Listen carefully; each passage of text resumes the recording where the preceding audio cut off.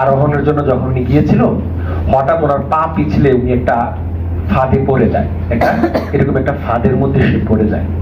সে একা পড়ে নাই, সাথে একটা পাথর তার সাথে পড়ে যায় ওই ফাঁদের মধ্যে। আর ওই ফাঁদের মধ্যে তার এই হাতটা আটকে যায়। এটা নিয়ে অনেকটা মুভি হয়েছে এবং ডিসকভারি চ্যানেল একটা ডকুমেন্টারি পর্যন্ত এটা নিয়ে হয়েছে। এই ফাঁদে তার হাতটা আটকে যায়, আর এইভাবে সে অনেক চিল্লাচিল্লি করে, বাঁচাও বাঁচাও বাঁচাও, কিন্তু দুধর মরুভূমি, বিস্তর সুনসান মরুভূমি, কেউ নাই এখানে, তাকে কেউ বাঁচাতে আসে নাই। 126 ঘন্টা সে এখানে আটকা অবস্থায় ছিল, 126 ঘন্টা। আর 126 ঘন্টা তার সাথে যে পানি ছিল, খাবার ছিল, এটা শেষ হয়ে গেছে।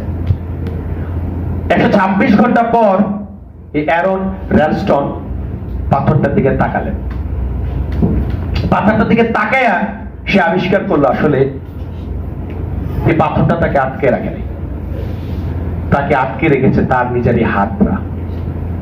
তখন সে একটা কঠিন সিদ্ধান্ত নিল যে এই হাতটা যে তোমাকে আটকে রেখেছে, এই হাতটাকে আমি ছেড়ে চলে যাব। কথাটা বলাটা সহজ, কিন্তু তার এই সিদ্ধান্তটা অনেক কঠিন। তার ব্যাগ থেকে সে একটা ধারালো নাইফ বের করলেন, একটা ছুরি বের করলেন এবং নিচে তার হাত থেকে কাটা শুরু করলেন। হাতের ভিতরে যে হাড্ডিটা আছে, ওই হাড্ডিটা কাটতে তার সময় লাগছে প্রায় 6.5 ঘন্টার কাছাকাছি। সে খুঁচিয়ে পুরো হাতটা কাটলেন। 126 ঘন্টা এখানে থাকার পর সে বের হয়ে আসলেন।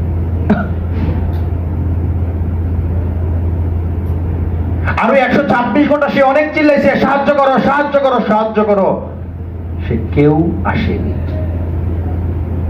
ঠিকই তার মতো আমাদের জীবনেও আপনি যত চিন্তা করবেন আমাকে অমুকে সাহায্য করবে, তোমাকে সাহায্য করবে, তোমাকে সাহায্য করবে, কেউ আপনাকে সাহায্য করবে না।